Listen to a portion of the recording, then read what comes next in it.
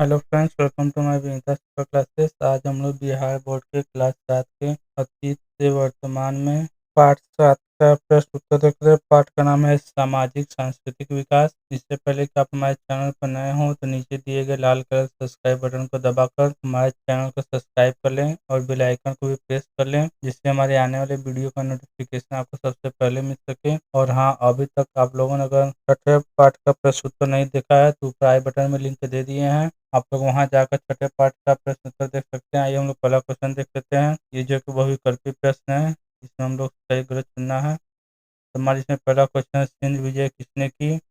क मोहम्मद बिन तुगलक, ख मोहम्मद बिन कासिम, ग जलालुद्दीन अकबर, घ फिरोज शाह तुगलक। हमारे इसमें सही है ख मोहम्मद बिन कासिम। हम लोग प्रश्न दूसरा देख लेते हैं। महमूद गजनी के साथ भारत कौन सा विद्वान आया? क अल बहार, ख अल जवाहिरी, ग अल बेरूनी, घ मिनहाज सिराज। हमारे जो सही इसमें ग अल बेरूनी। हम लोग तीसरा प्रश्न देख लेते हैं। भारत में कुर्ता पैजामा का प्रचलन किसके आगमन से शुरू हुआ? क ईसाई, ख मुसलमान, ग पारसी, घ यहूदी। हमारे सही इसमें ख मुसलमान। हम लोग चौथा क्वेश्चन देख लेते हैं। अलवार और नैनार कहाँ के भक्त संत थे? क उत्तर भारत, क पूर्वी भारत, ग महाराष्ट्र, घ दक्षिण भारत। हमारे सही इसमें घ दक्षिण भारत। हम लोग पांचवा क्वेश्चन देख लेते हैं। मोइनुद्दीन चिश्ती का दरगाह कहाँ है? क दिल्ली, ख ढाका, ग अजमेर, घ आगरा। हमारे सही इसमें ग अजमेर। हम लोग दूसरा क्वेश्चन देख लेते हैं। इन्हें सुमेलित करें, तो मिलान करना है।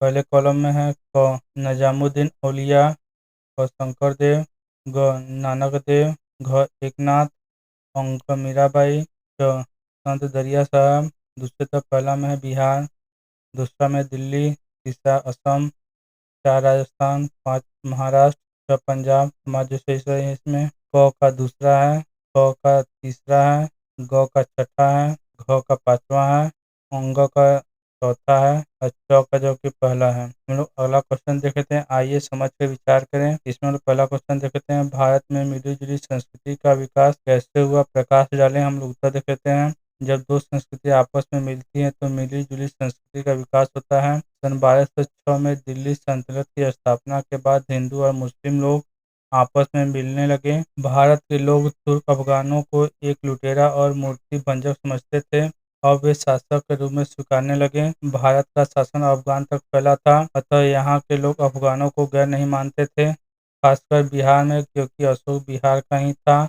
अल बरूनी जो महमूद गजनी के साथ भारत आया था, यहाँ रहकर संस्कृति की शिक्षा ली और हिंदू ग्रंथों और विज्ञान का अध्ययन किया। उसने यहाँ सामाजिक जीवन को भी निकट से देखा। इसके बाद उसने अपनी प्रसिद्ध पुस्तक किताब उल हिंद लिखा। इससे इन दोनों धर्मों को मानने वालों के बीच पारस्परिक आदान प्रदान और समन्वय का वातावरण बना। मुस्लिम शासकों, खासकर मुगलों द्वारा स्थापित राजनीतिक एकता का सबसे बड़ा प्रभाव हिंदू भक्त संतों एवं सूफी संतों के मेल मिलाप बढ़ने पर दोनों ने इस भावना का प्रचार किया कि भगवान एक है, ईश्वर और अल्लाह में कोई फर्क नहीं है। सभी धर्म के लोग अपने धर्म की अभिलाषा खुदा तक पहुंचने की होती है। आगे चलकर एक के पहनावे और खान पान को दूसरे ने अपनाया। राजकाज में हिस्सा लेने वाले हिंदू भी फारसी पढ़ने लगे और पैजामा और अचकन का व्यवहार करने लगे। इसी प्रकार भारत में मिली-जुली संस्कृति का विकास हुआ। हम लोग पहले दूसरा देख लेते हैं। निर्गुण भक्त संतों की भारत में एक समृद्ध परंपरा रही है, कैसे? हम लोग उत्तर देख लेते हैं। रामानंद के अनुयायियों का एक अन्य वर्ग उदारवादी और निर्गुण संप्रदाय कहलाता है। इन निर्गुण भक्त संतों ने ईश्वर को तो माना, लेकिन उसके किसी रूप को मानने से इनकार कर दिया। ये निराकार ईश्वर में विश्वास नहीं रखते थे। निर्गुण भक्त संतों में कबीर को सर्वाधिक प्रमुख संत माना जाता है। ये एक मुखर कवि के रूप में प्रसिद्ध है। कबीर इस्लाम और हिंदू दोनों धर्म के माहिर जानकार थे। इन्होंने दोनों धर्मों के ढकोसलेबाजी को घोर भर्त्सना की। इनके विचार साखी और शबद नामक ग्रंथ में संकलित हैं। इन दोनों को मिलाकर जो ग्रंथ बना उसे विजय कहते हैं। कबीर के उपदेशों में ब्राह्मणवादी हिंदू धर्म और इस्लाम धर्म दोनों के आडंबरपूर्ण पूजा पाठ और आचार व्यवहार पर कठोर कुठाराघात किया गया। यद्यपि उन्होंने सरल भाषा का उपयोग किया, किंतु कहीं कहीं रहस्यमयी भाषा का भी उपयोग किया है। ये राम को तो मानते थे, लेकिन इनके राम अयोध्या के राजा दशरथ के पुत्र नहीं थे। इन्होंने अपने राम के रूप में इन शब्दों को बताया। गुरु नानक देव तथा दरिया साहब ये लोग भी निर्गुण संत थे। हम लोग तीसरा देखते हैं, बिहार के संत दरिया साहब के बारे में आप क्या जानते हैं, लिखें। हम लोग उत्तर देखते हैं, दरिया साहब ईश्वर को निर्गुण और निराकार माना। वे कहते थे कि ईश्वर सर्वव्यापी है तथा वेद और पुराण दोनों में ही इसी का वर्णन है। इनका कार्यक्षेत्र तत्कालीन शाहाबाद जिला था, जो अब 4 जिलों में भोजपुर, रोहतास, बक्सर और कैमूर में विभक्त हो गए हैं। इन्होंने अवतार और पूजा पाठ को मानने से इनकार कर दिया। इन्होंने मात्र प्रेम, भक्ति और ज्ञान को मोक्ष प्राप्ति का साधन माना। इनके अनुसार प्रेम के बिना भक्ति असंभव है और भक्ति के बिना ज्ञान भी अधूरा है। इनका कहना था कि ईश्वर के प्रति प्रेम पाप से बचाता है और ईश्वर की अनुभूति में सहायक बनाता है। दरिया साहब ने जाति प्रथा, छुआछूत का विरोध किया। इनके विचारों पर इस्लाम का एवं व्यवहारिक पहलुओं पर निर्गुण भक्ति का प्रभाव दिखाई देता है। दरिया साहब के विचारों को मानने वालों की संख्या आज भी भोजपुर, बक्सर, रोहतास और भभुआ जिलों में अधिक थी। उन्होंने वहाँ मठ की स्थापना की। दरिया साहब ने जो उपदेश दिए वो इस प्रकार हैं। एक ब्रह्म सकल घटवासी, वेदा इतिवा दूनो परवासी, ब्रह्म विष्णु महेश्वर देवा, सभी मिली करहिन ज्योति सेवा। 3 लोक से बाहरे सो सदगुरु का देश, तीर्थ बरत भक्ति बिनु पौका, तथा पहाड़ी पाखंड पत्थर का पूजा। हम लोग प्रश्न चौथा देखते हैं, मनेरी साहब बिहार के महासूफी संत थे, कैसे। हम लोग उत्तर देखते हैं, बिहार के। हम लोग प्रश्न चौथा देखते हैं, मनेरी साहब बिहार के महासूफी संत थे, कैसे। हम लोग उत्तर देते हैं, बिहार में फिरदौसी परंपरा के संतों में मनेरी साहब का विशेष महत्व है। मनेरी साहब का पूरा नाम हजरत मखदूम शरफुद्दीन राहिया मनेरी।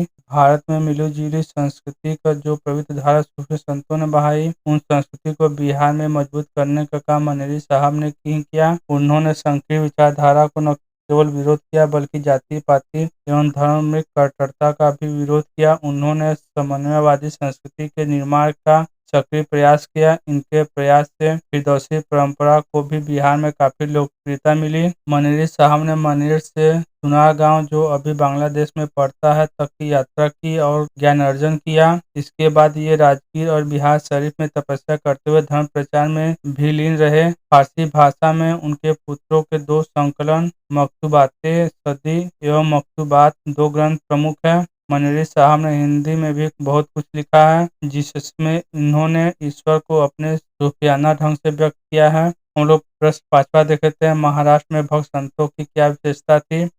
हम लोग उत्तर देखते हैं, भक्त संतों की परंपरा के जन्मदाता रामानुज थे, जो दक्षिण भारत के थे। महाराष्ट्र के भक्त संतों की विशेषता को जानने के लिए हमें 13वीं सदी से 17वीं सदी तक ध्यान से देना होगा। उन्हीं के उपदेशों में भक्त संतों ने दक्षिण भारत से लेकर महाराष्ट्र तक फैलाया। महाराष्ट्र में 13वीं सदी में नामदेव ने भक्ति धारा को प्रवाहित किया, जिसे 17वीं सदी से तुकाराम ने आगे बढ़ाया। इस बीच हम भक्त संतों की एक समृद्ध परंपरा को देखते हैं। इन भक्त संतों ने ईश्वर के प्रति श्रद्धा, भक्ति और प्रेम के सिद्धांत को कर्म कांडों का घोर विरोध किया और कहा कि यह सब कुछ नहीं, केवल दिखावा मात्र है। इन्होंने आर्यों की वर्ण व्यवस्था को भी मानने से इनकार कर दिया और जाति पाति, ऊंच नीच के भेदभाव का घोर विरोध किया।